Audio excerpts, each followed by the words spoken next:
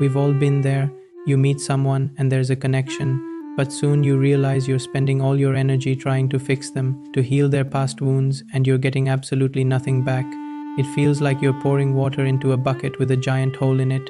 This person, this broken person, isn't just taking your time, they're draining your very spirit. Today, we're going to talk about why this happens and, more importantly, how to stop it. It's not about being cold or uncaring. It's about protecting your own heart, your own energy, so you can truly be there for yourself and for the healthy relationships you deserve. First, let's understand who we're talking about when we say broken people. This isn't a judgment, it's a description of a state of being. These are individuals who have been deeply hurt by their past. Maybe it was a difficult childhood, a toxic relationship, or a series of personal failures. Their emotional wounds haven't healed, and as a result, they often operate from a place of fear, insecurity, and neediness. They haven't done the internal work to process their pain, so they subconsciously look for someone else to do it for them. They see your kindness, your empathy, your strength, and they latch on. To them, you look like a savior, a solution to their problems. The problem is, you can't be. No one can heal another person's wounds for them. That's an inside job. When you try to play the role of the therapist, the healer, or the rescuer, you're setting yourself up for failure and burnout. You might think you're being compassionate, but you're actually enabling a dynamic that helps no one. They don't learn to rely on themselves, and you end up exhausted, resentful, and feeling just as broken as they are. It's a toxic cycle that can leave you feeling empty and wondering what went wrong. So why are we so drawn to these situations? For many of us, especially if we're natural empaths or caregivers, it comes from a beautiful place. We want to help. We see someone in pain, and our instinct is to soothe it. Maybe we grew up in a household where we had to take care of a parent or sibling, so the role of fixer feels familiar, even comfortable, or maybe our own self-worth is tied to being needed. We feel validated when someone depends on us. Recognizing this tendency in yourself is the first crucial step. You have to ask yourself, am I helping this person, or am I just trying to feel valuable? The moment of truth often comes when you start to feel that constant drain. Your phone buzzes and you see their name and your stomach drops. You feel a sense of obligation, not excitement. Conversations are always about their problems, their crises, their drama. They rarely ask how you are, and if they do, they quickly turn the conversation back to themselves. You might find yourself canceling plans with other friends or neglecting your own hobbies because all your emotional bandwidth is being taken up by their needs. This is a massive red flag. A healthy relationship, whether it's a friendship or a romance, is a two-way street. It should energize you, not deplete you. This is where boundaries come in, and let's be clear, setting boundaries is not about punishing the other person. It's not about cutting them off with anger or cruelty. Setting boundaries is the ultimate act of self-care, and in a way, it's an act of compassion for them too. It's about saying, I care about you, but I will not sacrifice my own well-being for yours. I am responsible for my happiness, and you are responsible for yours. It is about teaching people how to treat you. If you don't set boundaries, you're silently communicating that it's okay for them to drain you.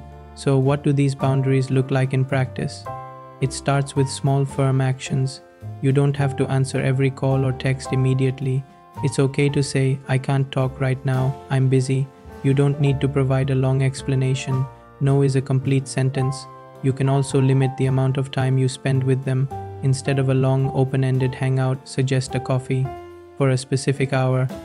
When they start to spiral into their usual crisis talk, you can gently redirect the conversation. You can say something like, I hear that you're going through a lot and it sounds really tough. Have you considered talking to a professional about this?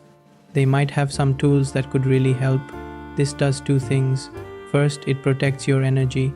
You're no longer their 24/7 crisis hotline. Second, it empowers them by pointing them toward professional help or encouraging them to find their own solutions.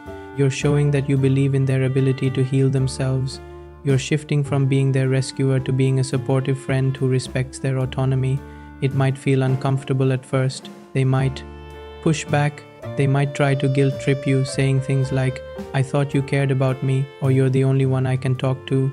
This is a test. It's their pattern of dependency trying to pull you back in.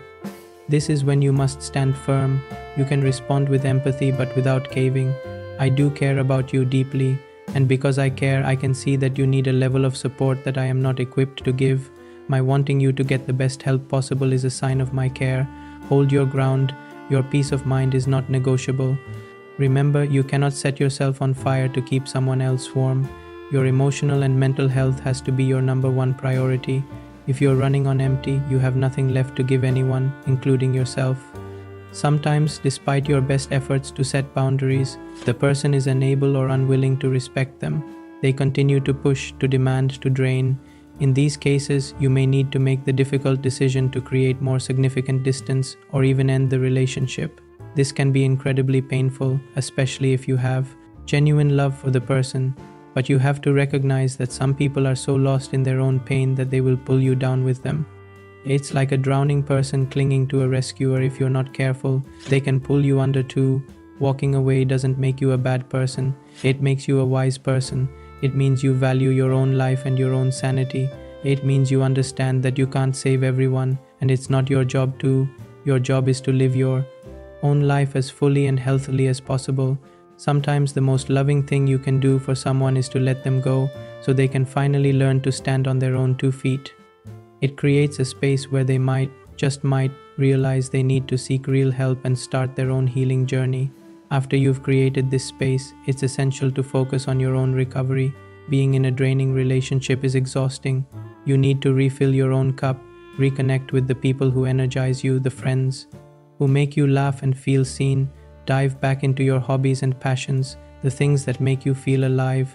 Spend time in nature, journal, meditate. Do whatever it takes to reconnect with yourself, with your own wants and needs. You might also want to consider talking to a therapist yourself. They can help you understand why you were drawn to that dynamic in the first place and give you tools to build healthier relationship patterns in the future. If you recognize yourself in this story, please know that you are not alone. And if you're struggling with your mental health, reaching out for professional help is a sign of incredible strength. There are resources available, like the National Alliance on Mental Illness and other mental health hotlines, that can provide support and guidance. Your journey to healing is valid and important. Ultimately, this is about choosing yourself. It's about understanding that your compassion is a precious resource, not an infinite well. It should be given to those who appreciate it and reciprocate it, not to those who exploit it. When you learn to set firm, loving boundaries, you create a life filled with balanced, respectful, and energizing relationships. You attract people who are whole, or who are at least committed to their own journey of becoming whole, and you become a beacon of strength and self-respect, not just for yourself, but for everyone around you. Thank you so much for watching.